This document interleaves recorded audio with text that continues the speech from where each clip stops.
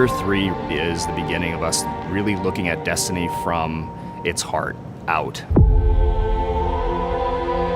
We want to build Destiny for its core fans. We want to make sure that we're building it for the people who love it.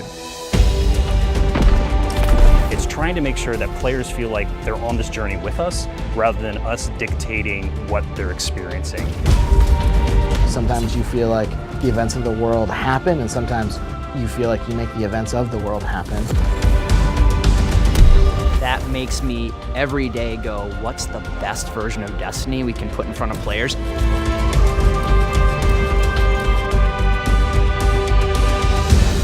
The real thing I think we're doing this year is telling our players where we're going. Like, we're saying, hey, we're back. This is the 5-year vision for the game.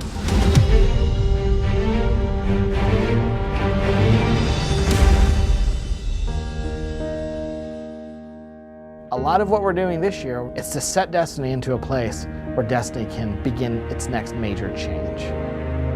What we want to construct is a world where players feel like their actions, whether personal or as an overall global community, are moving the universe forward in some meaningful way. And so the vision for the game is awesome action MMO in a single evolving world that you and your friends can play anywhere.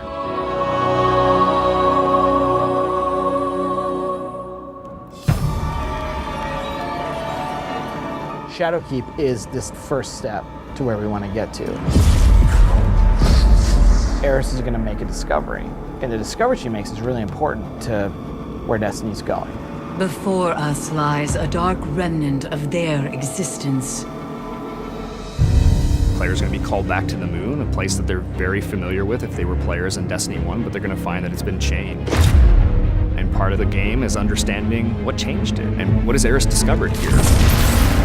And what does it mean for the world, not just in the context of right now, but what does it mean for the game in March, and what does it mean for the game a year out? You're all insufferable! Save your torment for someone who gives a damn! You're gonna discover that you're plagued by these nightmares. Nightmares are manifestations of trauma of guardians who have come back to the moon. They even go further and become enemies that are from the past, that are now real again. Shadowkeep is not just a destination with a new set of missions on it. Shadowkeep is a transition for the entire solar system of how you play the entire game.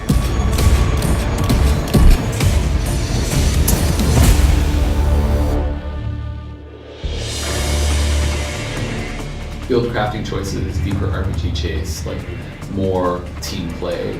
One of the first things we set out to do with Shadowkeep was deepen the character sheet. He was implementing some of the feedback you got from Sheik. That led to all the changes that we made to Armor.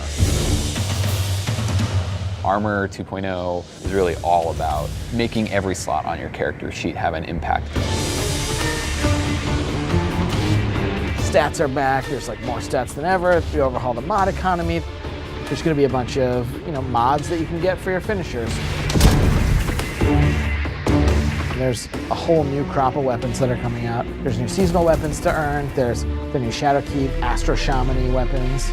It's kind of like old school, magic-y, like imbued with dark power sort of feel to it. You're fending for yourself. Eris is not trying to protect you. So the weapons just like, they're guiding you through the experience and they're telling you when the nightmares are around.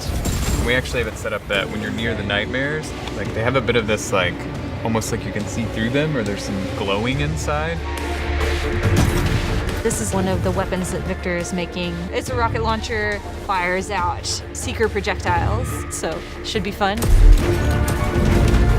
You're gonna learn a bunch of cool stuff about Eris and this nightmare problem around the solar system, but you're gonna build a bunch of cool rewards. And then, if you don't get roles that you like, you're gonna go back to the rune table and you're gonna make more. And that's part of being a Shadowkeep player. It's building your character your way.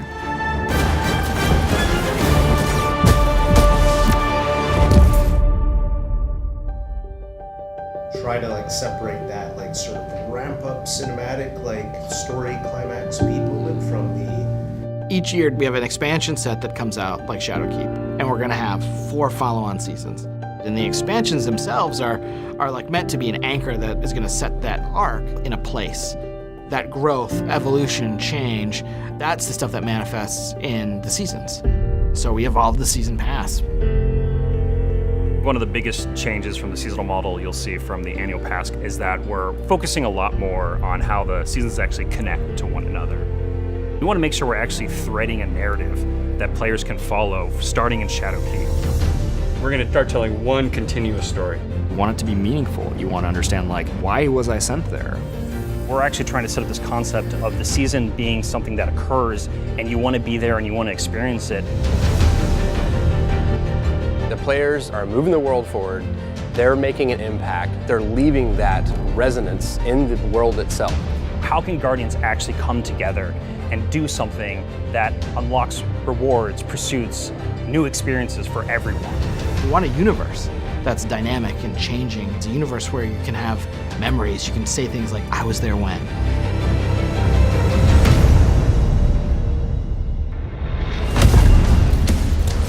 Every season they log into Destiny, there's a new way to play the game. Season rank, the artifact, the bonus power that comes with the artifact, player elected difficulty. These are all systems that are designed to make the game more compelling as a character building game. What we wanted to provide with the artifact was an infinite power grind for the players. The seasonal artifact is going to give you the tools that you need to defeat champions, our new hardest enemies in the new Nightfall modes. We're calling it Nightfall the Ordeal, so the players can choose how hard they want their difficulty to be. The further up you move in difficulty, the more likely you are to get the kind of rewards that you're looking for. The end game now is about powering up your artifact to get more powerful beyond your gear, so you get to the hardest challenges. The hardest level of the Nightfall, or you're trying to hit the hardest raid challenge, or the dungeon. The dungeon that we're shipping in Shadowkeep's time frame is deep within the moon. You fight your way down into like the depths of this chasm, and there's all kinds of traps on the way. This is an opportunity for people that want the raid experience in terms of the mystery of the activity, but with Fire Teams 3.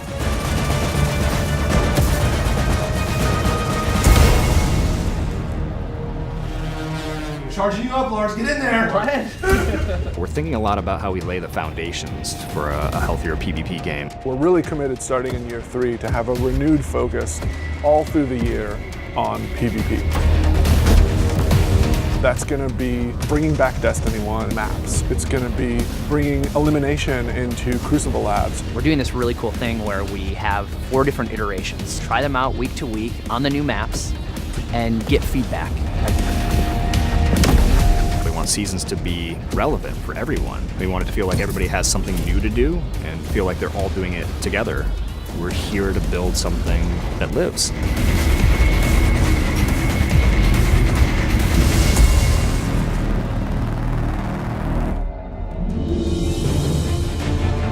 Season of the Undying is when the Vex start invading from the Black Garden. And when they start invading the moon, you get to help take them out. Over the course of that 3-month period, you're going to be getting more powerful, stronger, and then eventually you're going to stop that invasion. The story that we're telling is about the impact that the Vex can have on the whole solar system if we leave them unchecked. It's really going to kick that Act 1 of Year 3 off. And then Season 8 gets going with a raid, Vex offensive, we've got nightmare hunts, exotic quests, explore the moon, new strikes, new PvP maps. There's just so much going on, no matter what kind of player you are. Season 8 is the catalyst. Season 9 is really where things start to build, and then Season 10 is where things start to get pretty intense, and then Season 11, everything is going to come together, and you're going to want to be there to see it happen. It's going to be like no other time in Destiny.